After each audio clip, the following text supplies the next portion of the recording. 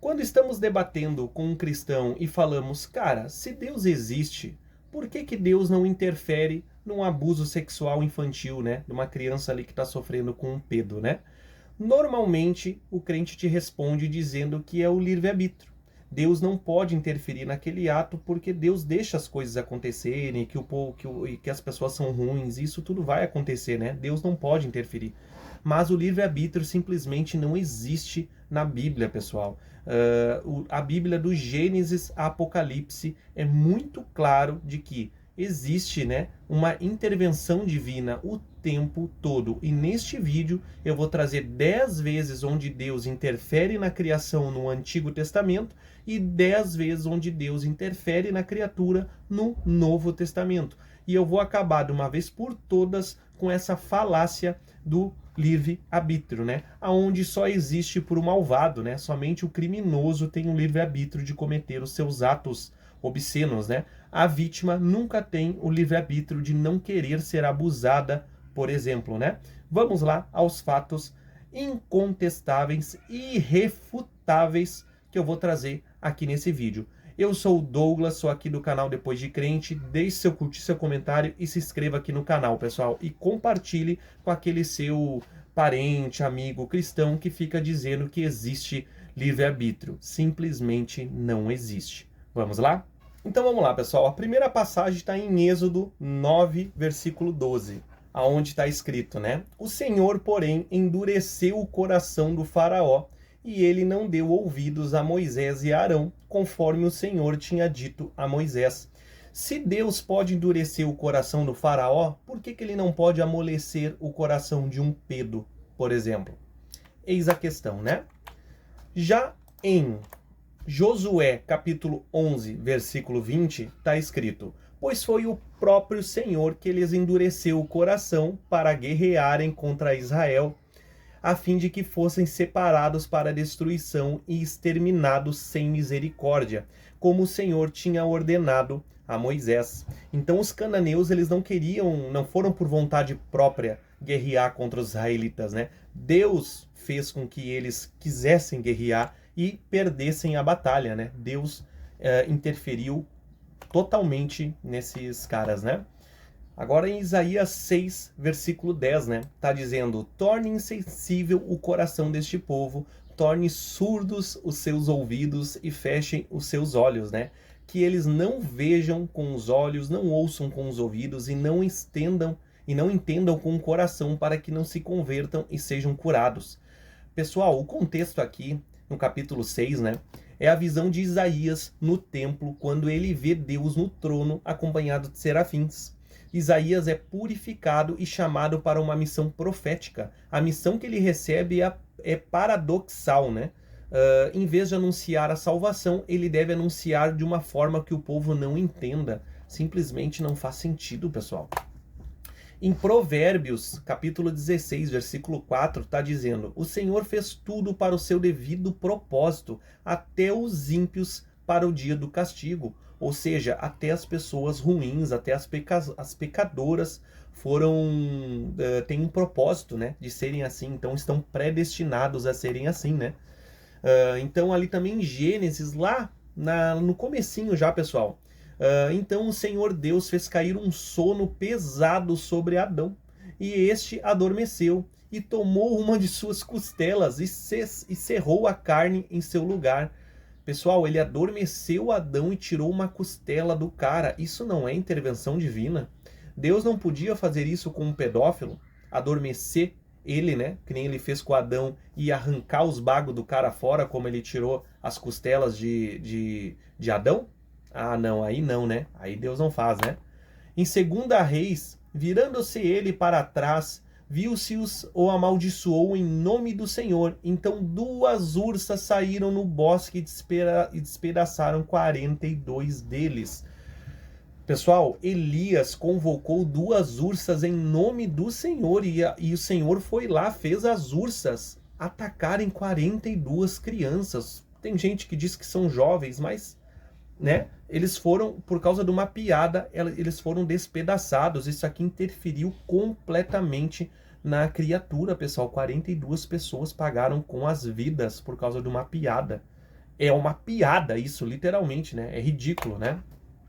Em 1 Samuel 16, versículo 14, o Espírito do Senhor saiu de Saul e um espírito mau, né, mandado por Deus, começou a atormentá-lo.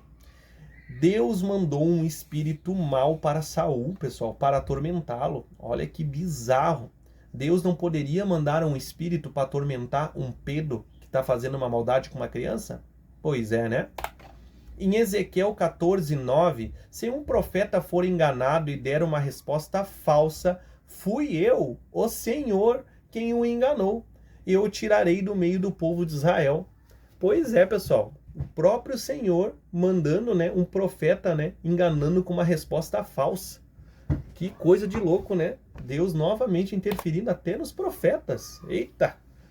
E aqui também Jeremias 20, versículo 7. Ó Senhor Deus, tu me enganaste e eu fiquei enganado. Tu és mais forte do que eu e me dominaste. Todos zombam de mim, caçoando o dia inteiro. Coitado aqui do Jeremias, né, pessoal? Sendo caçoado o dia inteiro e Deus arquitetando tudo, né? E também a famosa Torre de Babel, né? Vamos descer e atrapalhar a língua que eles falam, a fim de que eles não entendam o que o outro está dizendo. Deus teve medo que a Torre de Babel chegasse aos céus, pessoal. Olha que bizarro. E ele foi lá e atrapalhou a língua dos caras para que eles não conseguissem terminar a torre, né? É simplesmente bizarro, né? Ele não atrapalha também o Pedro, né? Com as línguas, ele deixa o cara atormentado. Não, né? Isso não, né? Somente na Bíblia, né? Então essas são as 10 vezes onde Deus, no Antigo Testamento, faz as coisas que faz, né? Interfere. Aí o cristão fala, não, mas isso é Antigo Testamento. Novo Testamento, tá tudo livre-arbítrio. Jesus falou em livre-arbítrio. Não, pessoal. No Novo Testamento, Romanos 9, versículo 18, diz: portanto, Deus tem misericórdia de quem Ele quer e endurece a quem quer. Ele pode endurecer o Pedro, mas não endurece, né? Pois é.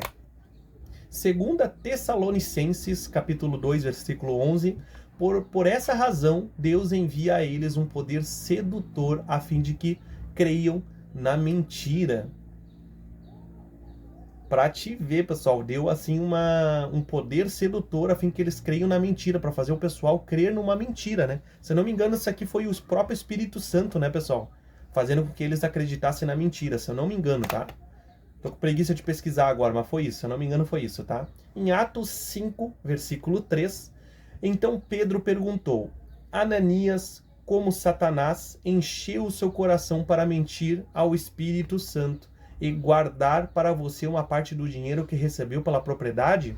Aqui, pessoal, o Espírito Santo, ele fulmina Ananias e Safira, né? Porque eles esconderam uma parte do dinheiro que era de Deus, né? O Espírito Santo mata 2 pessoas por causa de dinheiro.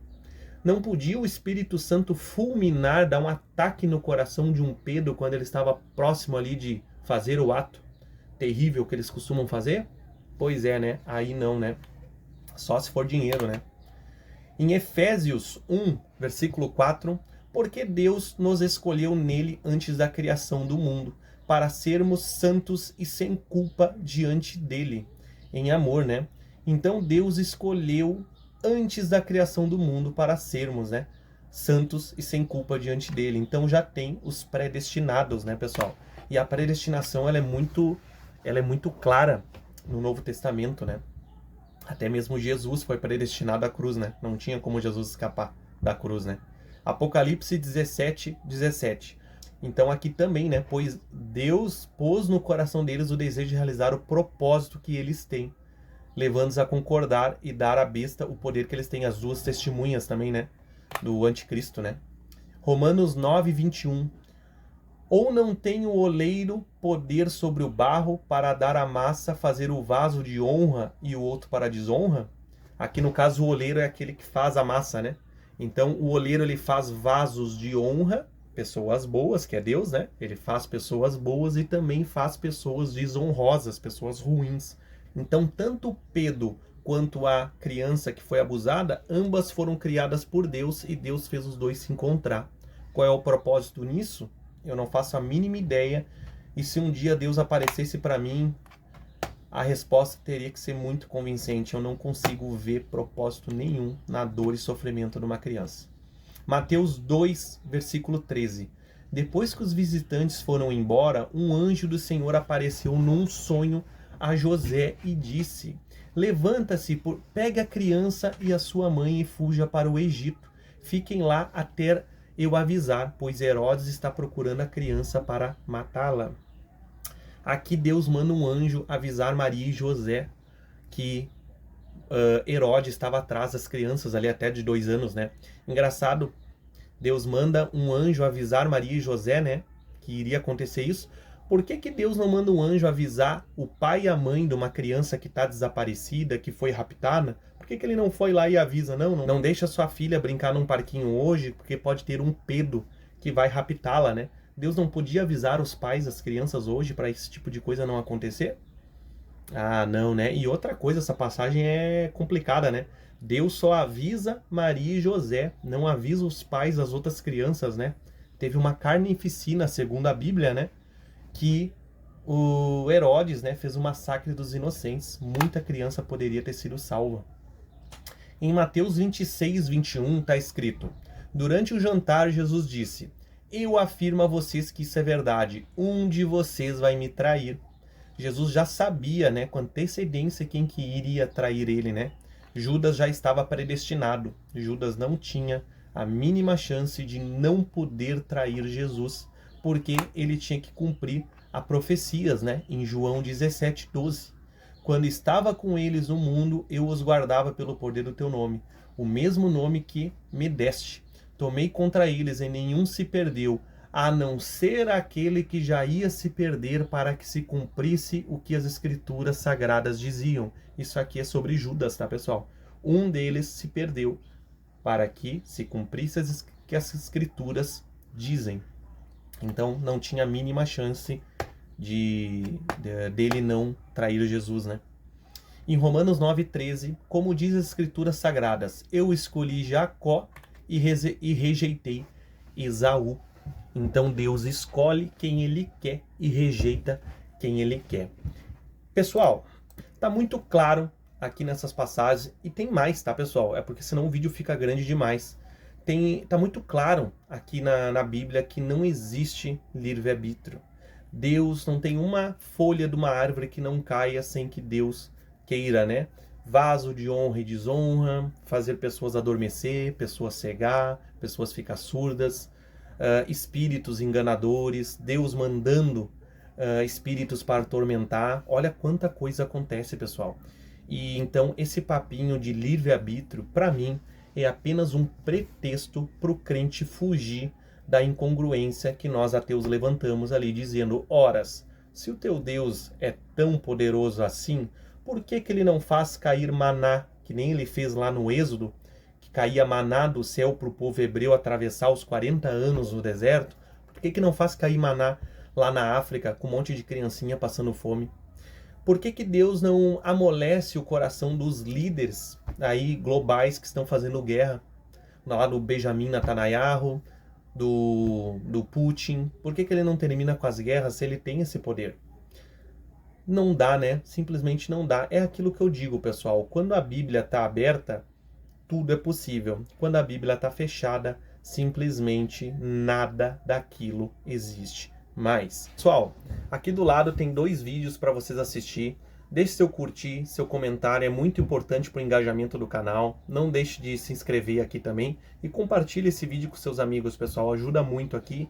É isso aí. Muito obrigado, tudo de bom e a Bíblia é predestinação, tá bom? Valeu, tchau, tchau.